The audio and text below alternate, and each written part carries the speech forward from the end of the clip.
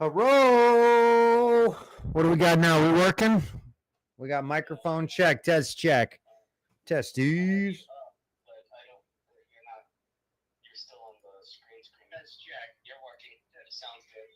Hey, I said testes live on the air. You can't do that. That's so wrong. Test check, microphone check. Hello, world. Can y'all hear me? Woohoo! What's up, Christine? Thank you so much for pointing that out. This is garbage, y'all. You got to love technology when it sucks. Actually, it just, never mind. I won't. Y'all don't need to know my personal. Oh, okay. This is fun. Okay, so here, I'm going to read this off to y'all. We're having trouble streaming to FaceWebs.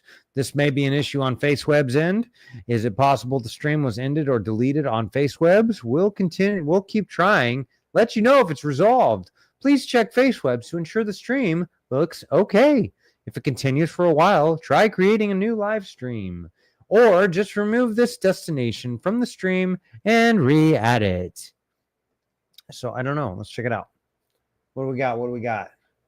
Okay, so Christine's saying we can hear it. Yay! Thank you, Christine. I appreciate you pointing that out. All right, so we are back live on the air. Welcome, welcome, welcome. Sorry, we were having some technology issues there, but do me a favor, y'all. Like this, if you're joining us, go hit that like button. That really helps push this out there to more people. Spread the word, because quite frankly, y'all need to see this. There's so many problems we're going to address right now that are really important, and I'm looking at one of them here. You guys, this is from Anonymous. Can someone tell me what I'm looking at? This tree had been rotting at the bottom this past year, so I peeled back some of the loose bark. Whatever it is smells bad. There's some kind of root. That's pretty fun. Last few years, this red maple has had black spots on the leaves. Any idea? It is most certain, probably, questionably, maybe certainly a fungal issue. Now, I would be willing to bet the problem isn't the leaf spot. The problem isn't some specific pathogen. The problem is probably that there's too much water getting to the tree, whether it's on the trunk itself, or which is probably the case, or it's actually in the soil. So I do look around and I see some beautiful grass you have here, Anonymous. I won't disclose you to the world, but yeah, you've got some beautiful grass. I would bet money that you've probably got an irrigation system that goes off on a regular basis, maybe 2 or 3 times per week, and is just saturating the soil. Now, that root coming down, that's okay. It's not going to go far. It's probably going to desiccate and dry out and not make it all the way to the ground, but that's the tree just really, really trying. Now, do me a favor, Anonymous. If you can post some extra pictures on there, that would actually be really, really, really, really helpful. But I see like some discoloration here. Now, you mentioned a smell, which is often related to bacterial wetwood or slime. Oh, my goodness. I almost said a dirty word there, you guys. Slime flux with an L in there. That is a very important L, it turns out. And you've probably, that's a bacterial infection. And that smell is essentially, think of like fermentation, like for if you're brewing beer, it's got kind of a scent to it. That's those bacteria releasing all those gases as they perform, digestion, which is essentially digestion is combustion on a cellular level. Christine could probably tell us more about that, but that is, that's essentially what's going on is you got a bacterial thing there, but I think on top of the bacterial, Anonymous, I think you've got a fungal issue going on. Faux show.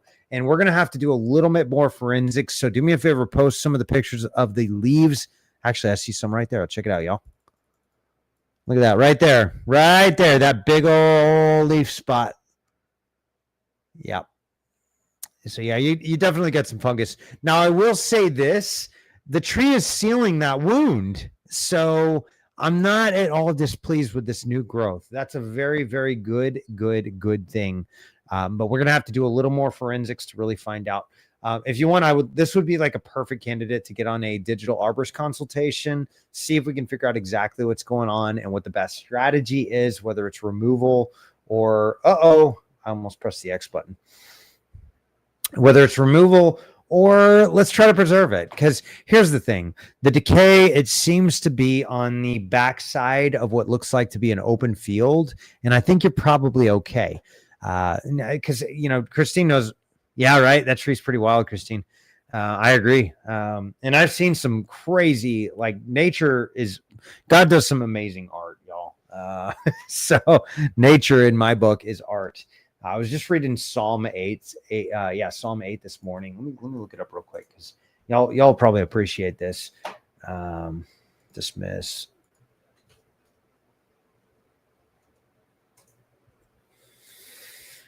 When I consider the heavens, the works of your fingers, the moon and the stars, which you have ordained, what is man that you are mindful of him, the son of man that you would consider him?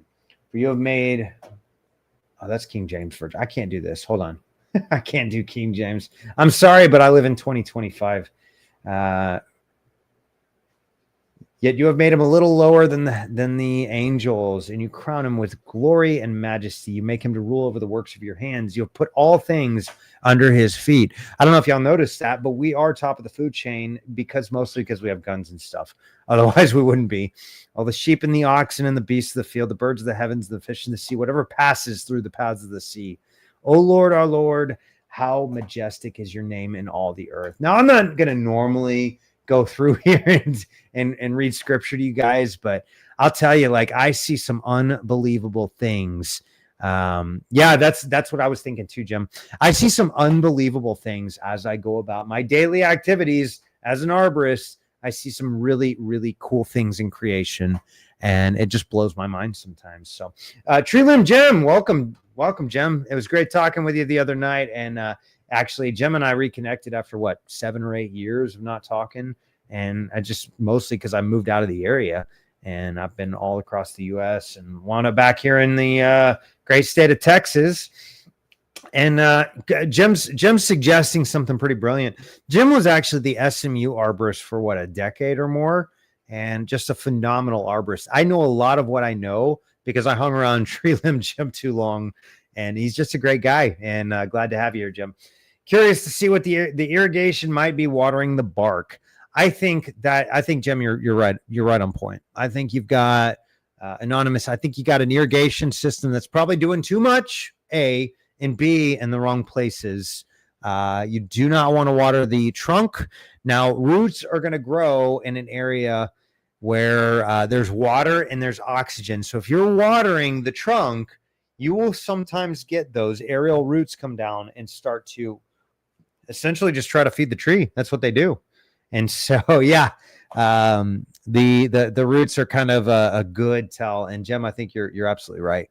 I think you got some anonymous. I think you got some watering issues here. You're going to have to slow it down, maybe water once, or we're getting into winter, maybe once or even less per week. Although watering is important. If you don't get snow and you don't get rain, you want to go ahead and water. But right.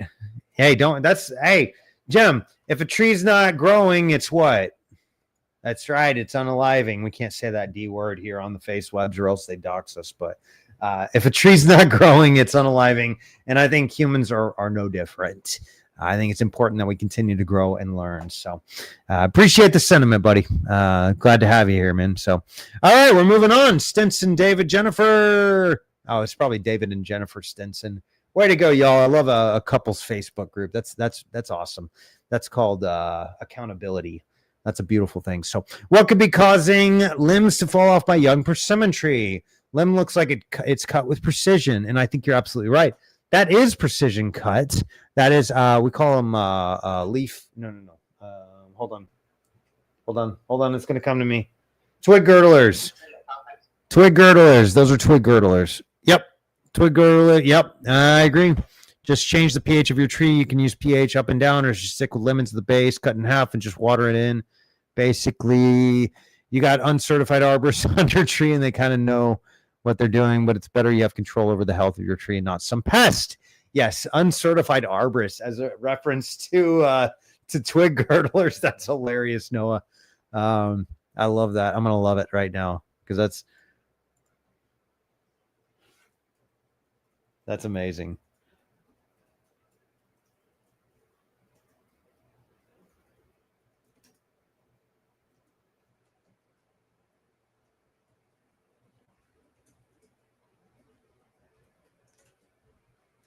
Brilliant, dude. Thank you for being here, Noah. That's a great point. Uncertified arborists. All right, twig girdlers, burn them. Yes, I agree. Burn them because they're going to be laying their eggs on there as well. And so you want to make sure to get rid of those. Well, the tree was healthy. It's only about 8 feet high right now. The bottom of the trunk is about 4 inches in diameter. David and Jennifer, you got a very young tree. That is a resilient tree. Now, one thing you could do is this winter do a horticultural oil, and that should suppress the remaining eggs and give you a nice clean slate to work with. Come springtime. Culture.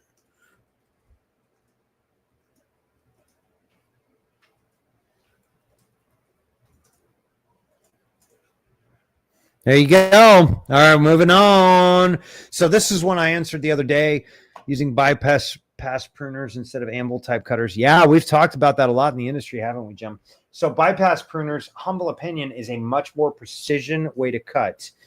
You've seen when you go to Home Depot, you got two options. Really, you've got the bypass loppers, which is essentially like scissors. The blade slices past the other end, and then you've got the anvil, which just clamps onto it. Here's the thing. I think, and there's some debate among the industry, I think the anvil is irresponsible. I think it provides a it kind of crushes the tissue. And so what you get is this not perfect cut. Bypass loppers are going to actually, like scissors, it's just going to shave it off. And so you've usually got a really thin blade and then a thicker anvil. And that blade comes right in and it just slices kind of like a pair of scissors here, you guys. And so that to me is a much more precision cut. If you want to do it even better, a hand saw or a pole saw is going to provide one blade just going across there. But essentially, yeah, that's a really good point. Is when you're cutting, you guys, you homeowners, when you're cutting a limb or pruning a limb, then oftentimes it's actually better to use bypass loppers than the anvil style pruners. Humble opinion, this is one of those we talk about in the industry quite a bit. All right, so anonymous participant planted this maple tree 3 years ago. Noticed this summer it's starting to slant over towards the neighbors. That's pretty normal. Trees are going to grow where they are most suited to grow. So it looks like maybe you've got some potential things causing it to want to grow that way. You don't have any other trees over the tree or anything like that. And so oftentimes trees are going to be growing towards the sunlight. We call that phototropic growth. Photo meaning light, and tropic meaning growth towards. And so, yeah, it's starting to slant out towards the neighbors. Should I trim the main trunk where I noted to penny it from growing at an angle over my neighbor's yard with a branch that's growing straight up, then continue to go upward and become part of the main trunk? Yes, you guys, this is a really good learning lesson. Let's see. So I commented a little bit on this. Where are you? And I actually gave a couple of pruning wounds that I would make. And hopefully y'all can see this. It's a little far away because I just took a screenshot. What on earth happened? What the frig just happened here, you guys? Oh, yeah, that's for where I'm suing a guy and I needed public records. I don't know why I did that, though. That's crazy. All right. And y'all could see it. So, the Bible says, train a child up in the way he should go, and when he's old, he'll never turn from it. Now, by the way, Jim, I took your advice. I got a cool little cheapo, actually, but effective nonetheless. Little way to move the mic to where hopefully y'all can hear me a little bit better here. Still probably not going to be perfect. So, anytime you're pruning a young tree, is we call that structural training or structural pruning. And so, hold on. All right, so let's say you've got a tree and it's growing like this. You got a couple little minor limbs that are growing like this, but the main stem here is growing out the wrong direction. Let's say you got a few more here, just to balance it out a little. What you can do, you can actually train that tree to grow in a more apically, we would call it an apically dominant way. And essentially what that means is apical is like the terminal bud, like the end of it. And what we want to do is train that to grow upright. Because remember, we talk about this often, is a perfect tree is going to look like a triangle where you've got one primary stem, everything else branches subordinately off of that. And that's a really, really, really strong structural form. There's no such thing as a perfect tree, of course. Uh-oh. Sorry. Hold on. I forgot to put that on silent, y'all.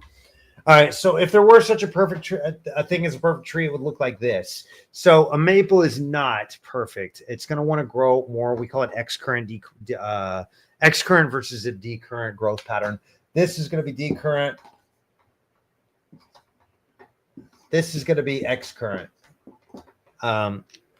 And essentially that's okay. So like live oaks grow really wide and they're really strong. That's a totally normal, okay thing. What we do want to do is make sure that you don't have a tree that all of the growth goes this direction. So what we can do is while it's young here, you can start to train that to be a structurally sound tree.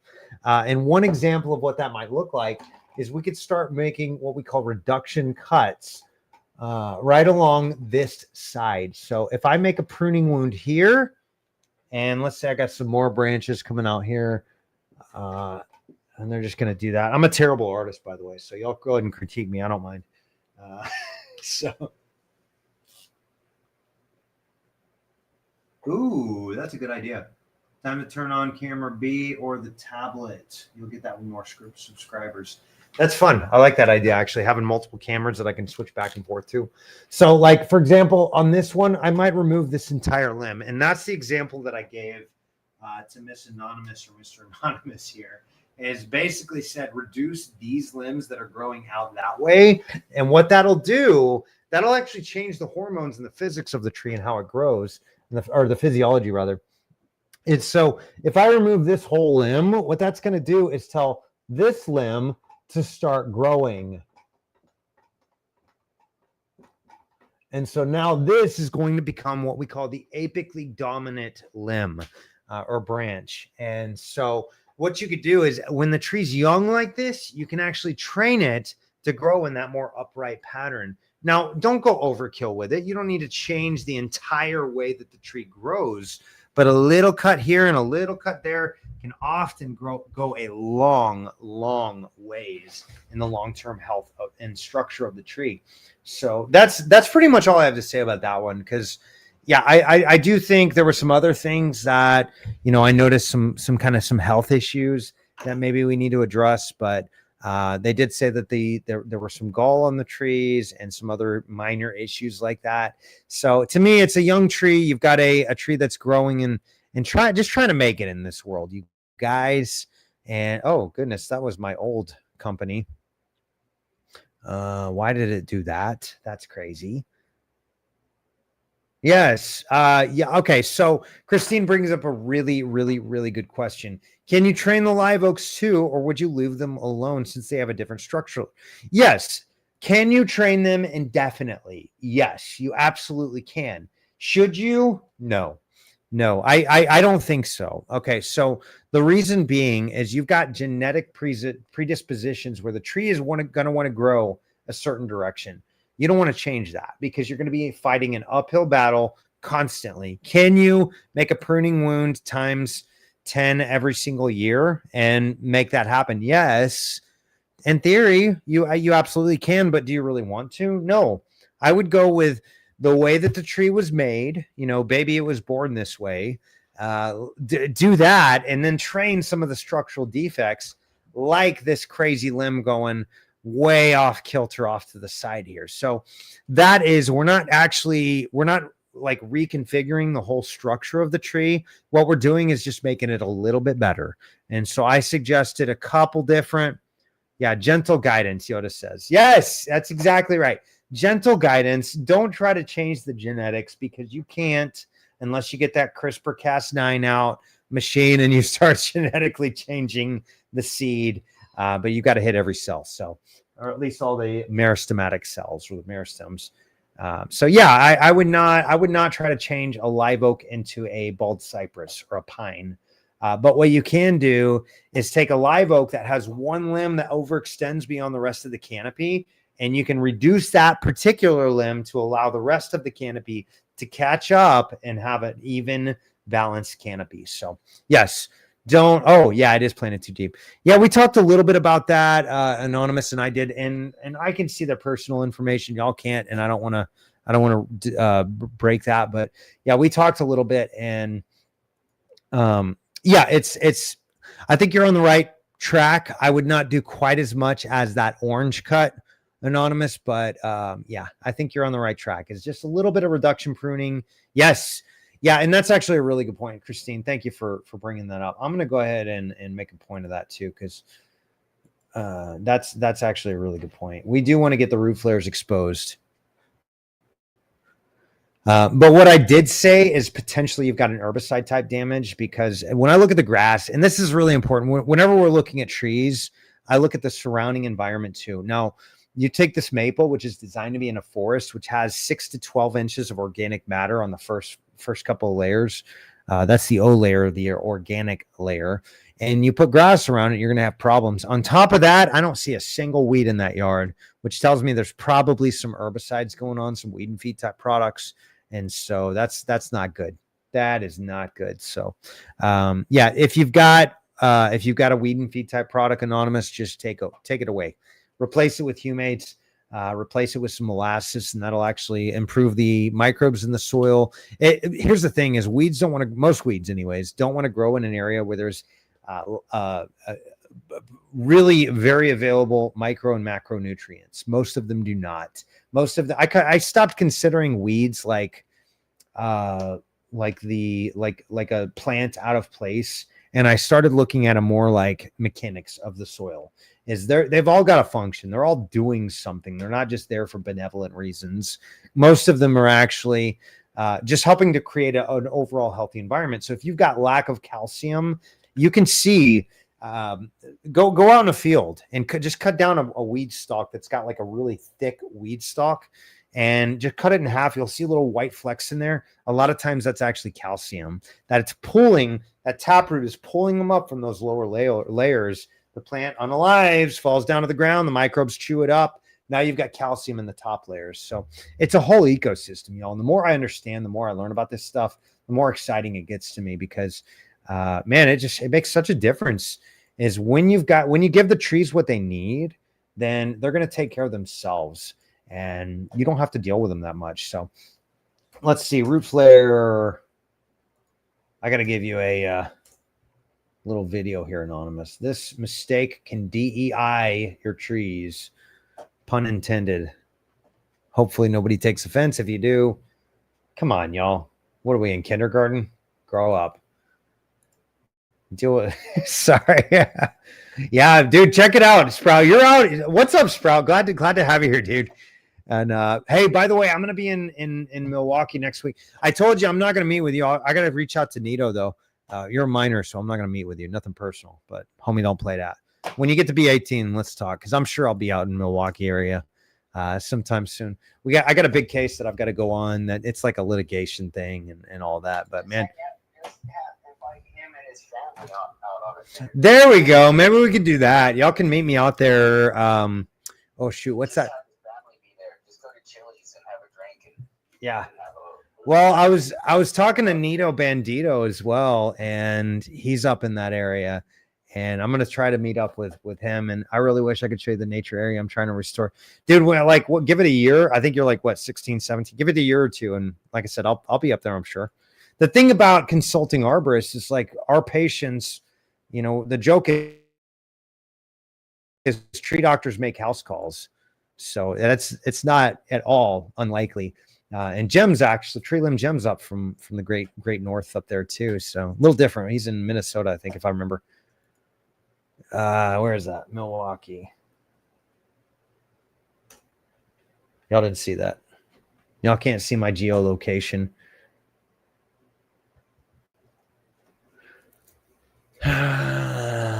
What is this crap? Harbor Freight. I'm not looking for Harbor Freight. I'm looking for Milwaukee. The city, y'all. What the heck? What's wrong with Google? Here we go. Cheese Town. So I'm going to be, I don't know, maybe you know the area.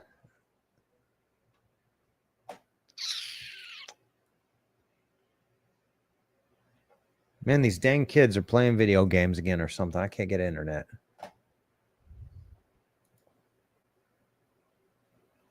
It's going to be like right up in here area.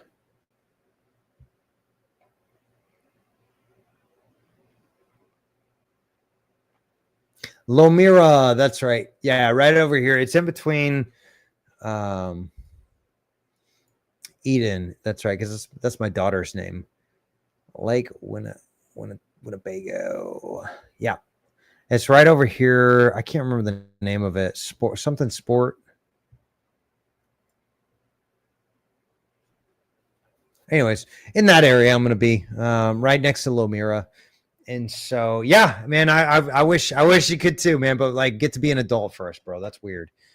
So otherwise, man, that'd be super cool to meet up with you. I would love to see that when give it a year or so, and let's take a look at it. So, all right, well, hope that helps, and we are moving on. We've just cleared ivy and weeping fig vine under our 6 virus trees. I don't know what that means, but they're trees. I know what that means. I know what trees are. Should we put mulch under the trees, and what kind? Yes.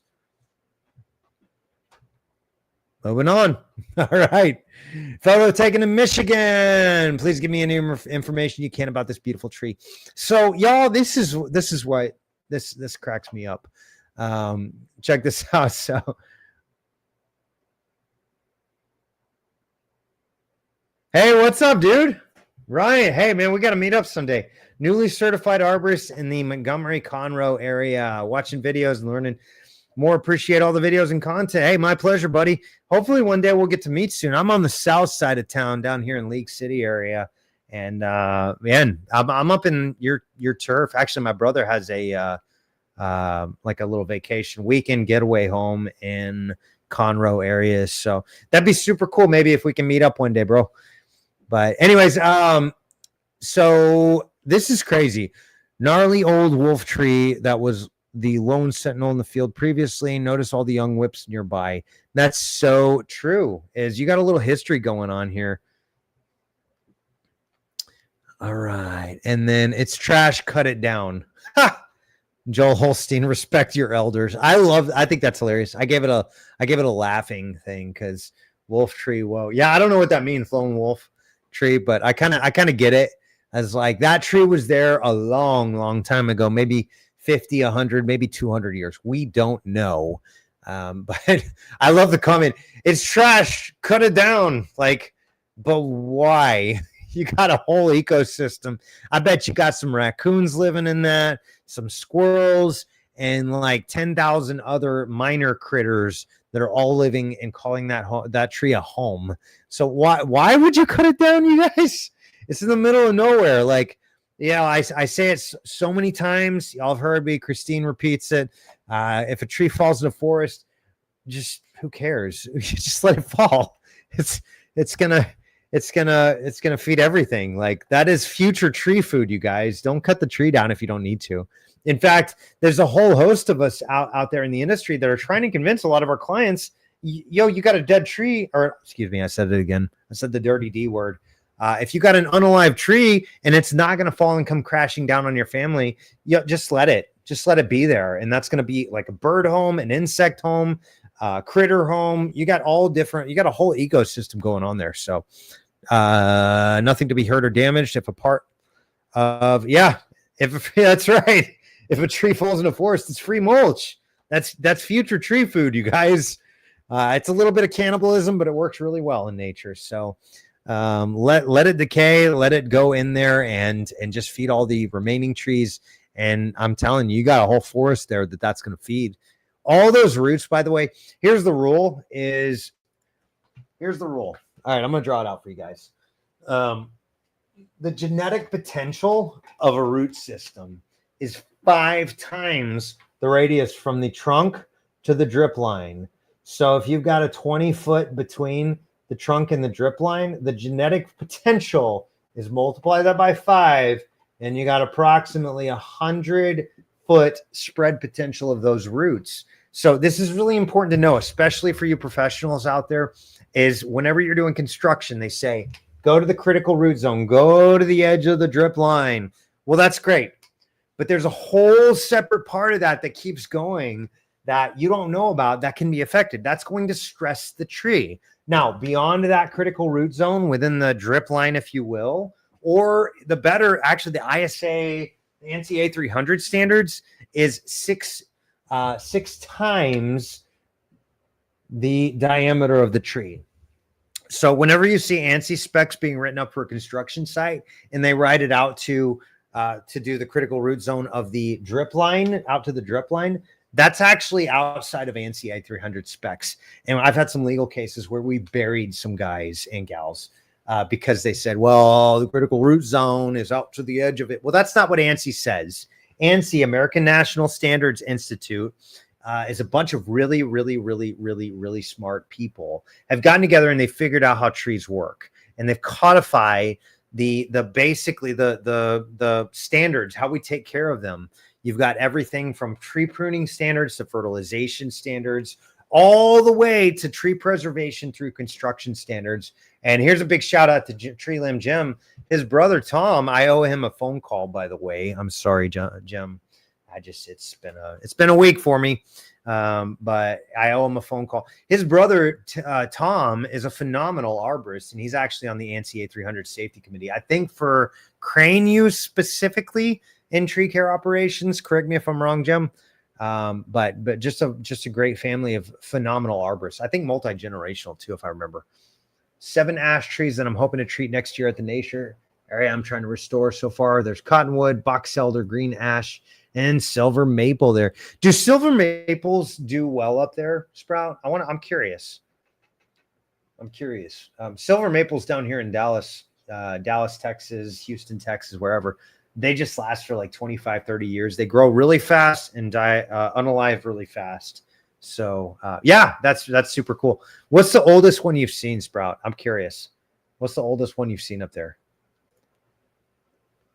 So this to me looks like a silver maple. It could be sugar maple too. I could be wrong though. A bit too well in yards. They almost get invasive, don't they? Oh gosh. That's not good. Or maybe it's great. Yeah, I get that.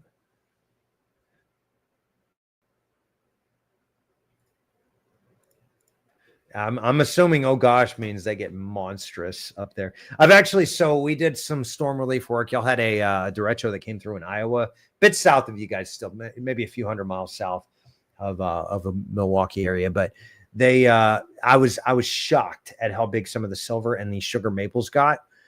Believe it or not, Iowa, you think cornfields, they actually have some really unbelievably cool forested areas. I remember we were in Iowa. We were cutting like 36 to 48 inch hickory, white oak, red oak, like just unbelievably cool trees. It's been good to see in my nature area because they help establish a canopy. That's great. Yeah. Maple trees are, and they say anytime you're looking at a forest or a neighborhood or a community or anything like that, you want variety. Now there's different, there's a bunch of arguments going on in the industry as to what that looks like percentage wise and otherwise, but variety is the name of the game. That's really important to have a good variety. Anyways, I am just harping on this one question for so long, but I just wanted to point out, y'all, be careful some of the advice. Yeah, have a great night, Sprout. Thanks for joining us, buddy. We'll see you, man. I just wanted to harp on this, the fact that you're getting all different sorts of answers. Some people are saying remove it, but objectively, I would say unless that's a physical like hazard or threat, anonymous, I think you're fine. So we're moving on. Sorry, Lucas. Tell me when I'm being stupid and just staying too long on that. Okay. Sterling's asking, what's the right time to prune blue holly? It depends is the right answer. It depends on a lot of factors, but I do like I recommend pruning for winter. I like that. Oh, wait, y'all can't see it. Sorry. My bad, guys. You don't want to look at my stupid ugly mug.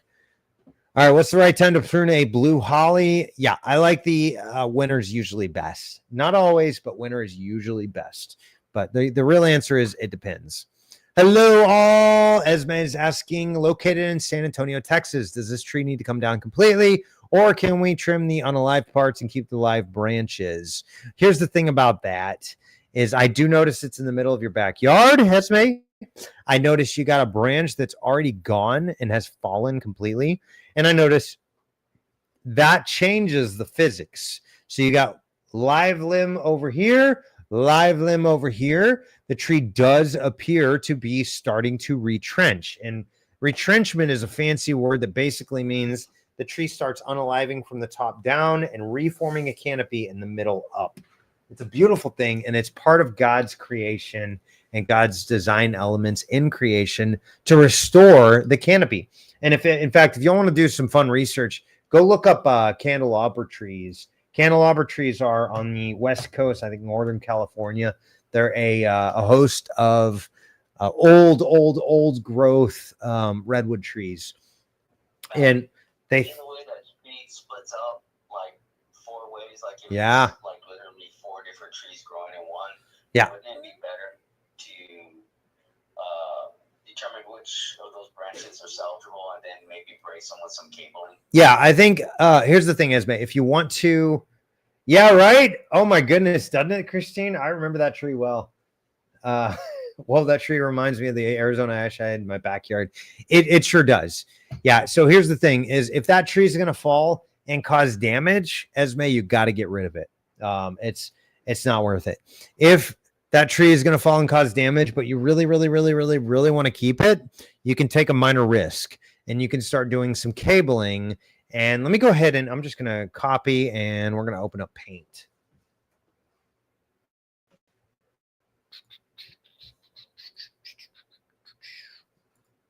Because I'm going to show you exactly what I would do if I were you. And I don't know, because I'm not seeing the full picture here. You're in San Antonio, Esme. I know some friends in San Antonio, some really unbelievably good arborists. And I would love to connect you with them if you want. Just shoot me a direct message and I'll get you in contact with them. The other thing, Christine, when you look at that ash tree in your backyard, you have to consider too that it's an ash tree. And so part of the reason for my judgment, if you will, my diagnosis was to get rid of it. Part of the reason for that is because it's an ash tree. There's not a lot of hope for it long term. And so when you've got a old growth tree like that and it's a hazard and it's not going to live much longer, these pecan trees, if you take care of them, could last for a very long time. Now I'm only curious. I don't know, Lucas, can you see that little line across there? There's like a little line here. Yeah.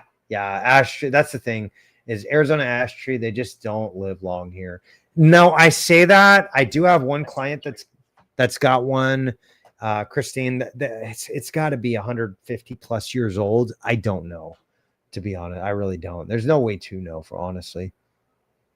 All right. So let's draw a line. We're going to draw a red line. Red. And we're going to make it big. What I would probably do, Esme, is I would install a cable from like way up here, way over to here, and possibly install a cable from here to here and another cable all the way over here. Now, all that being said, you're looking at probably, yeah. Oh man, it's so cool. 30 to 45 years is what Google said. For your tree? Yeah, they grow really fast though. This one had almost a 5-foot diameter trunk. So I don't know. Like we haven't cut it down yet because it's still growing. So there's no neighbors and it's in the backyard away from everything. So we're like, well, shoot, who cares? It has lost some like 24-inch limbs that have broken. By the way, Christine, broken and resprouted.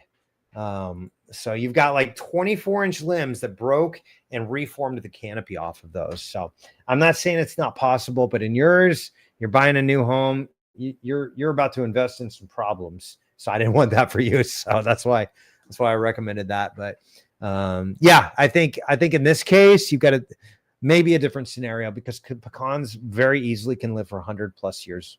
So yeah, but you've definitely, Esme, you've got this main limb up here.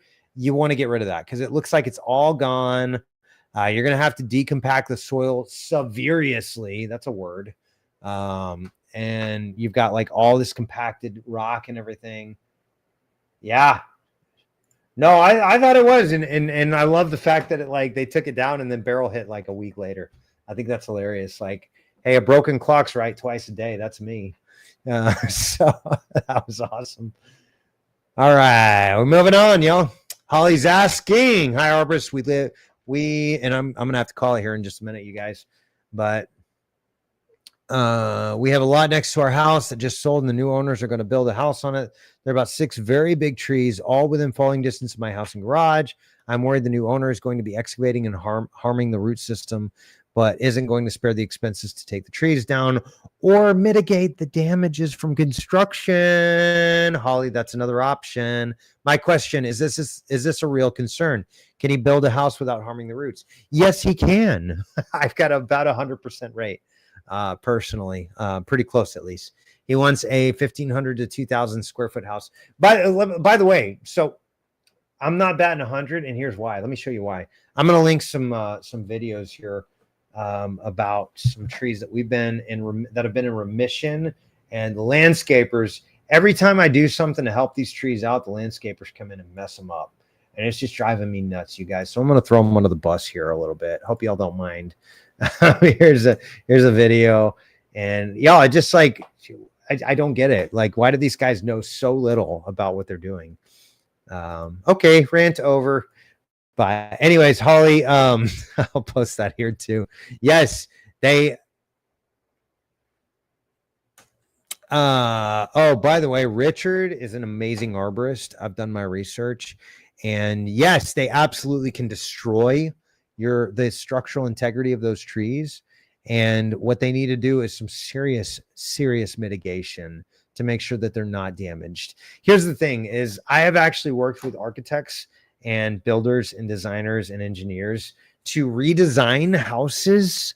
Some idiot thought I was responsible enough to help them and make those decisions, but actually redesign the entire houses to where they work around the trees. It's very, very, very possible. And I wonder too, assuming those are cottonwoods, that's a big assumption. They look like cottonwoods to me. They certainly do, Richard. Go ahead and tag Richard in that if you don't mind, Lucas, if you're there. Yeah, you've got some serious concerns there. Now we most certainly can get involved with the neighbors and the builders, but what you definitely want to do is you want to send them an arborist report saying, hey, I'm really concerned about these things. And I think you're right to be concerned there, Holly. I think that if they do this wrong and set those trees up for failure,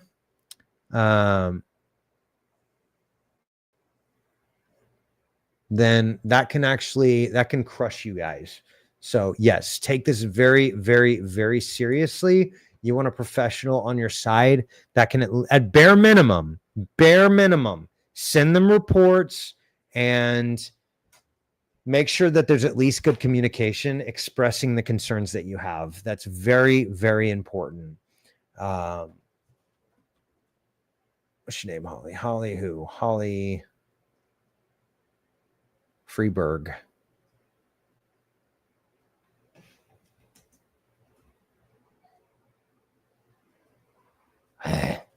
Why can I not tag the people in my own group? Free BERG or free? Oh yeah, it's Freeberg, German style.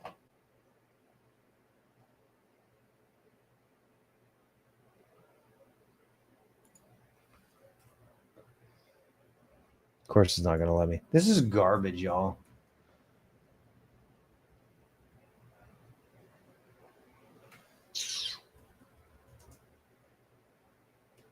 Look at this. I can't even tag my own group members. This is crazy, y'all. Okay. Anyways, yeah, you definitely want to make sure to send clear communication to them.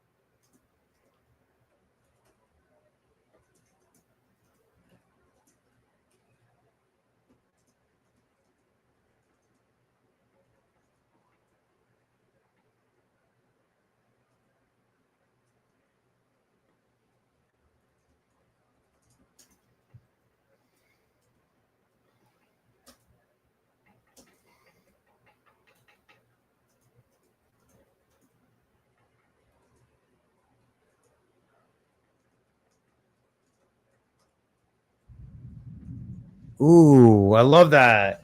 I was talking to one of my clients up in the west side of Houston earlier, and they said it was raining. Is it raining for you up there, up in the north side, Lucas? Yeah, it's raining pretty hard right now. Raining pretty hard. Okay, that pruning job made my skin break out in hives. Like what? What pruning job is that, Christine?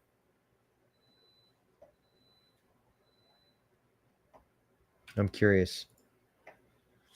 All right, so let's go through maybe two more, and then we're going to call it for the evening, you guys. So 3.5 years ago, I planted the one in the video. Okay, I missed the video. No, you didn't get into that poison ivy was there, did you, Christine? Wait. That's not you.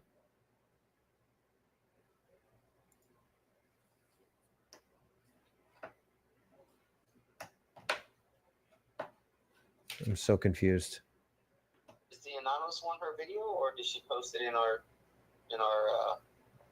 forum? Because I don't see it. Yeah, I don't. I'm confused, Christine. I got a lot of stuff in my head. The one I posted, the one in the video. No, just being dramatic is what I mean. Like, at that video.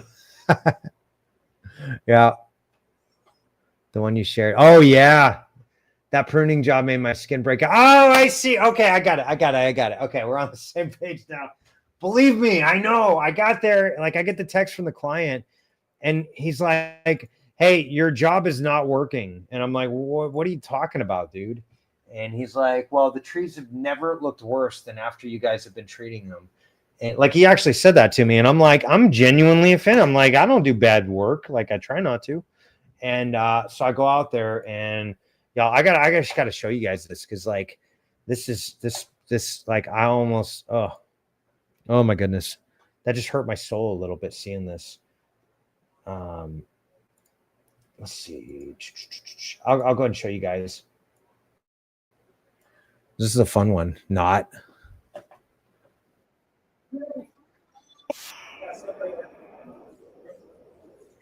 By the way, I know who it was. Okay. Hold on. Oh, shoot. No. All right, I'm going to pause it. I'm going to show you guys something.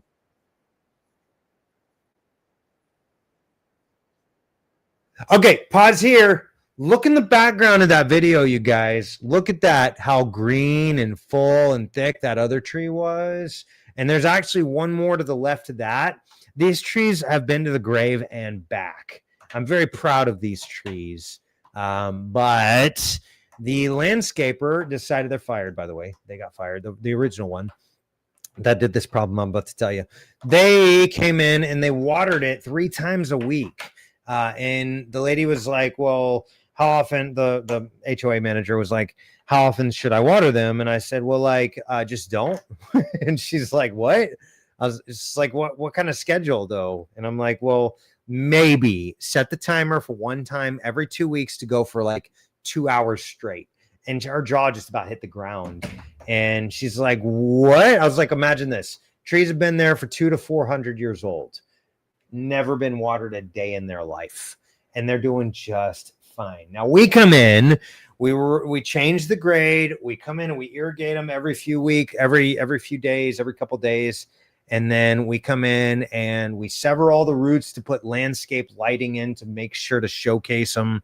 And in order to showcase the trees, we sever all the roots about 6 feet away from the trunk, y'all. 6 feet away from the trunk. If I severed your arteries a couple inches away from your heart, you wouldn't make it. Trees are better at surviving than we are. But then we've done some remedial things. We've done paclobutrazol. We've done some trunk injections. We've done 5 biostimulant treatments on them and added a ton of resources. IBA, calcium to soften the soil. IBA, by the way, is a growth hormone. It causes roots to grow. That's kind of like, what all the cool kids in California are doing right now, all those hormone replacement therapy, if you will. But sorry, bad joke there, you guys. Sorry if you're from California. Don't mean to throw you under the bus. But essentially, these are going to cause the roots to grow. We've done so much to these trees. Lucas even got some drone footage from some of the air spade work we've done around the soil to amend the soil. Y'all, these trees were doing so good. And then they come in and the landscaper's getting involved. And then we get our job on, going, and we do some good, and now they're starting to look good again. Then the landscapers show up again. Then we do some more good to them and they start looking good again. Then the landscapers come in and start hack chopping and slicing. Yo, the only green tissue. They just start slicing and stuff. They start running those giant machines, the little four-wheelers. Yeah. They're driving skid steers. They literally drove skid steers on it to pull little twigs out of the brush here. You guys, stop unaliving my trees. I love these trees. And so anyways, I showed up. I get the text from the client. He's like, your treatments aren't working, blah, blah, blah. And then I go and I look at him and I'm like, well, of course they're not working when your landscapers are pruning. Like, we had worked so hard to get all that little bit of green tissue on there. They come in and they hack, chop, and slice again. And next thing you know is I'm like putting out fires again. Y'all, stop making me be a fireman Matt. I don't like being a fireman Matt.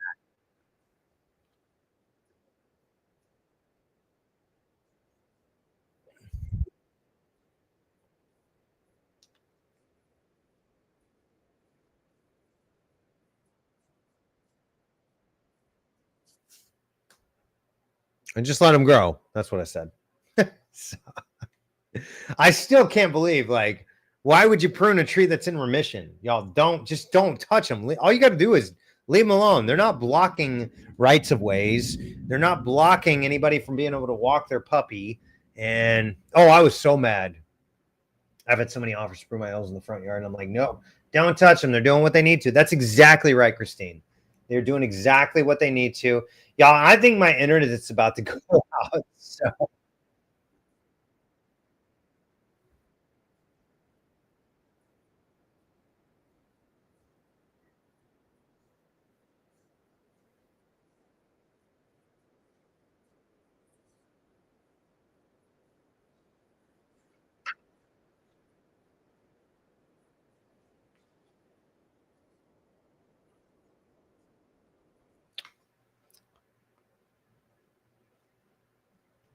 Wow, my internet is going out right now, you guys. All right, that's all there was. But yeah, that Christine, I'm right there with you. I was mad. I was hopping when I got out there. I'm like, y'all hear that? That's pretty fun. All right, guys. And with that, we're going to call it for the night. For those of you that don't know, if you couldn't tell, we do have a YouTube channel. We'd love to have you guys join us there and become a subscriber. Hit us up on YouTube. Just look up Arborist on Demand, and you'll find us right there. I'll go ahead and link to the channel as well. But we're really trying to grow the YouTube channel pretty fast because we've got some good. If you couldn't tell, I like talking a lot about these things, and I like helping you people with your trees. And quite frankly, God did a great job at creation. He did a wonderful job making trees, and it's our job to steward them. Did y'all know? Get this. This is crazy. Did y'all know the first commandments to mankind, and this is out of Genesis 1 or Genesis 3, is to care for the land and to work the land. And so I think personally I've got a great job, but I can't do it when all these landscapers come in and start destroying the trees that I care for. So send all your landscape buddies over to that YouTube channel. We'd love to have them as subscribers. Thank you guys so much. Yes.